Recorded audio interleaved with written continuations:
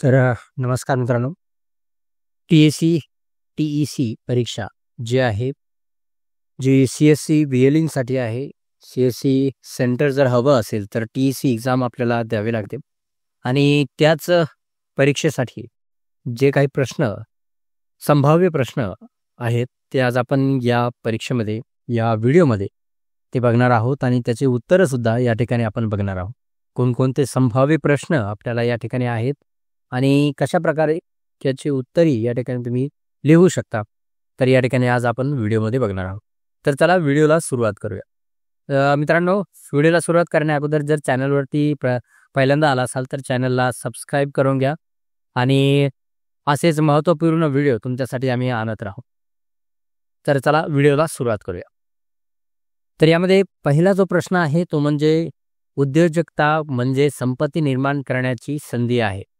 याचं उत्तर ए की बी हे विचारलेलं आहे, होय की नाही. तर याचं जे उत्तर आहे ते म्हणजे होय, ए उत्तर आहे. त्यानंतर प्रश्न दुसरा, खालीलपैकी कोणते उदाहरण उद्योजकतेसाठी आहेत. कोणकोणते उदाहरण या ठिकाणी दिलेले आहे. एक्झाम्पल, नवीन प्रकारचे हॉटेल सुरू करणे, BPO मध्ये नोकरी करणे, त्यानंतर शिकवणे आणि गणित शिकवणे, त्यानंतर कंपनीत दिलेले काम व्यवस्थापित करणे. अशा प्रकारे 4 ऑप्शन आपल्याला दिलेले आहेत. तर यापैकी जे ऑप्शन आहे याचं जे उत्तर असेल, खालीलपैकी कोणते उदाहरण उद्योजकतेचे आहे, तर ते म्हणजे ए, नवीन प्रकारचे हॉटेल सुरू करणे. यानंतर तिसरा प्रश्न असा आहे की जोखीम न घेता व्यवसाय सुरू करता येतो, होय की नाही. तर याचं उत्तर आहे नाही. यानंतर प्रश्न चौथा, उद्योजक तो असतो जो कमी जोखीम घेतो आणि नवीन प्रयोग टाळतो. तर याचं उत्तर आहे चूक बी. यानंतर प्रश्न पाचवा, एक यशस्वी उद्योजक पटकन श्रीमंत होऊ शकतो. तर याचं उत्तर आहे नाही. प्रश्न सहावा या ठिकाणी आहे, नवीन कल्पनेवर आधारित व्यवसाय सुरू करणारे लोक यशस्वी होतात. तर याचं उत्तर आहे नाही. प्रश्न सातवा आहे, उद्योजकाचे कोणते गुणधर्म या ठिकाणी उद्योजकामध्ये कोणते गुणधर्म असायला हवे. तर ए, जोखीम घेण्याची तयारी, त्यानंतर बी, नवीन कल्पनांची तयारी, आत्मनिर्भरता आणि वरील सर्व. तर याचं जे उत्तर आहे ते म्हणजे डी, वरील सर्व. यानंतर आठवा प्रश्न आहे, एक यशस्वी उद्योजक कसा असतो. त्याच्यामध्ये ऑप्शन ए दिलेला आहे, तो सतत नवीन कल्पना शोधतो, तो दुसऱ्यांच्या कल्पनांची कॉपी करतो, तो जोखीम टाळतो आणि केवळ सरकारी मदतीवर अवलंबून असतो. तर याचं उत्तर जे आहे ते म्हणजे ए, तो सतत नवीन कल्पना शोधत असतो. यानंतर प्रश्न नववा या ठिकाणी बघू शकता, कॉमन सर्व्हिस सेंटर CSC कोणत्या उद्देशाने सुरू करण्यात आलं. तर या ठिकाणी बघू शकता ऑप्शन ए, ग्रामीण भागात डिजिटल सेवा पोहोचवण्यासाठी, सरकारी नोकऱ्या निर्माण करण्यासाठी, बँकांना मदत करण्यासाठी, केवळ शहरी भागात नवीन सुविधा देण्यासाठी. तर या ठिकाणी तुम्हाला काय वाटतं, या 4 पैकी कोणतं ऑप्शन बरोबर आहे. तुम्ही सुद्धा कमेंट करून सांगत जा. प्रश्न क्रमांक लिहा आणि त्यानंतर प्रश्न क्रमांकाच्या पुढं option A, B, C, D याच्यापैकी काय आहे तुम्ही या ठिकाणी सांगू शकता. तर याचं जे उत्तर आहे ते म्हणजे ए, ग्रामीण भागात डिजिटल सेवा पोहोचवण्यासाठी. यानंतर प्रश्न 10वा आहे, खालीलपैकी कोणती सेवा डिजिटल CSC अंतर्गत दिली जात नाही. ए, आधार कार्ड नोंदणी, बी, पॅन कार्ड अर्ज, सी, चांदी सोने खरेदी विक्री, त्यानंतर बँकिंग सेवा. तर तुम्हाला काय वाटतं, या 4 पैकी ऑप्शन कोणतं असेल. तर याचं जे खरं उत्तर आहे ते म्हणजे सी, सोने चांदी विक्री. यामध्ये आपण ही जी सेवा आहे ती पुरवत नाही. ठीक आहे. यानंतर प्रश्न 11वा, CSCचा पूर्ण अर्थ काय किंवा त्याचा फुल फॉर्म काय आहे. या ठिकाणी CSCचा फुल फॉर्म काय आहे.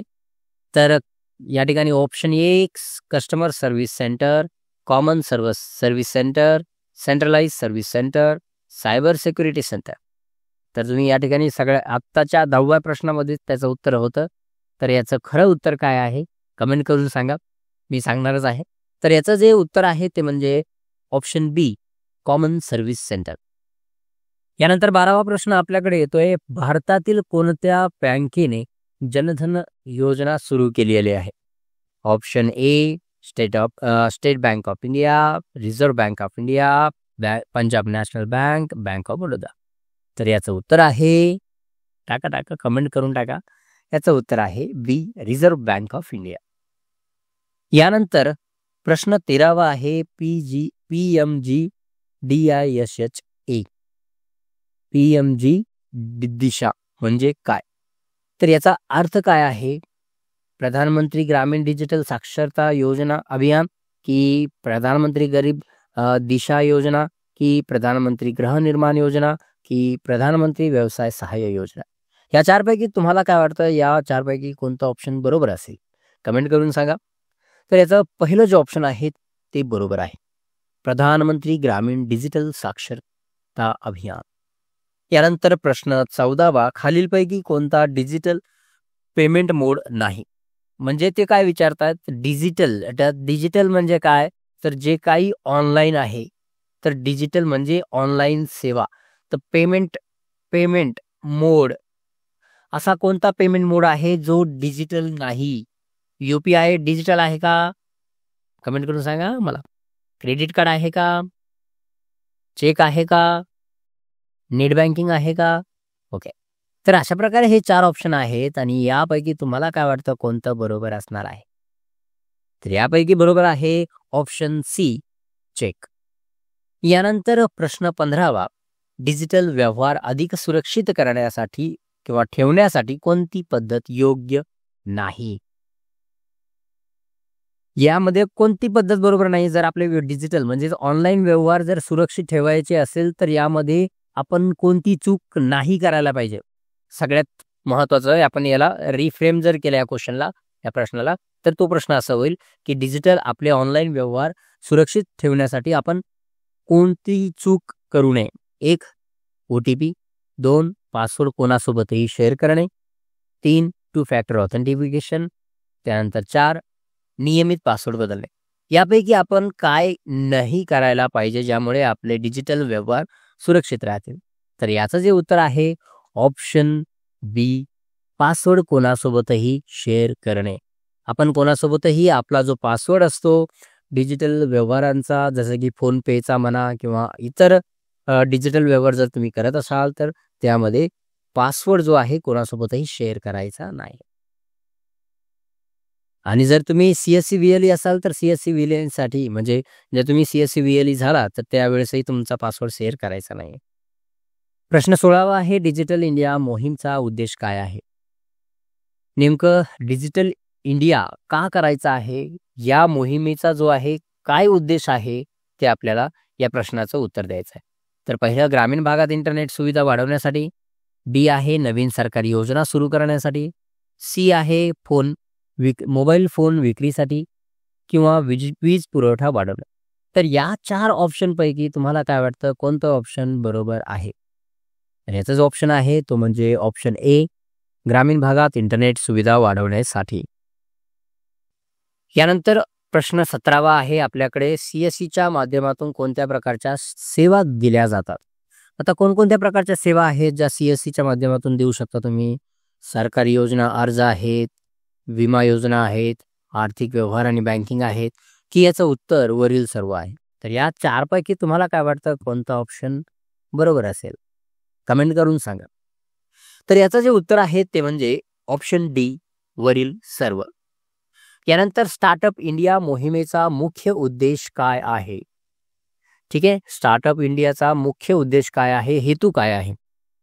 तर यामध्ये ऑप्शन आहेत आपल्याला, ए नवीन व्यवसायांना मदत करणे, बी सरकारी नोकऱ्या वाढवणे, सी परदेशी कंपन्यांना भारतात आणणे, डी शेती सुधारणा. तर या 4 पैकी काय ऑप्शन, कोणतं ऑप्शन तुम्हाला वाटतं बरोबर आहे? तर यामध्ये जे आहे नवीन व्यवसायांना मदत करणे, ऑप्शन ए. यानंतर प्रश्न क्रमांक 19 आहे, PMEGP योजना कोणत्या प्रकारच्या उद्योगांना मदत करते? तर यामध्ये ऑप्शन आपल्याला या ठिकाणी बघू शकता. ही जी योजना आहे कोणत्या प्रकारच्या उद्योगांना मदत करते? तर ऑप्शन ए, उत्पादन आणि सेवा उद्योग, फक्त कृषी व्यवसाय, फक्त माहिती आणि तंत्रज्ञान कंपन्या, फक्त मोठ्या उद्योगांना. तर याचं ऑप्शन बरोबर ऑप्शन आहे ऑप्शन ए, उत्पादन आणि सेवा उद्योग.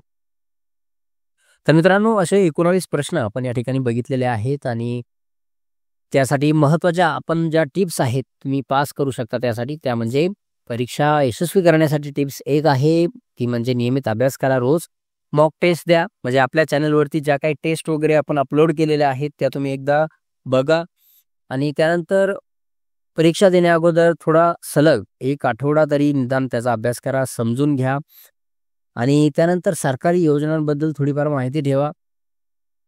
तर अशा प्रकारे काही प्रश्न जे आहेत तुम्हाला ट्रेंडमधून सुद्धा येतील. नवीन डिजिटल ट्रेंड वगैरे आता सध्या जे काय चालू आहे ट्रेंड, तर त्या हिशोबाने सुद्धा प्रश्न येतील. त्यामुळे सुद्धा थोडंसं अपडेटेड राहा मी म्हणेल आणि पेपर वगैरे वाचत जा. त्यामुळे थोडीफार मदत अजून चांगली होईल. तर मित्रांनो, तुम्हाला खूप खूप शुभेच्छा परीक्षेसाठी आणि जर काही अडचण असेल तर कमेंट करून विचारा आणि भेटूया पुढच्या व्हिडिओमध्ये. पण मित्रांनो, जर अजून चॅनलला सबस्क्राईब केलं नसेल तर चॅनलला सबस्क्राईब करून घ्या आणि अशा मित्रांना सुद्धा शेअर करा ज्यांना CSC सेंटर चालू करायचं आहे. TSCची एक्झाम आहे त्यांना थोडी हार्ड वाटते, तर आपण त्यांच्यासाठी अशा टेस्ट वगैरे आणत राहतो. तर आजचा जो सेट होता तुम्हाला कसा वाटला, परीक्षेचा सेट प्रश्नसंच कसा वाटला ते आम्हाला कमेंट करून सांगा आणि भेटूया पुढच्या व्हिडिओमध्ये. तोपर्यंत धन्यवाद.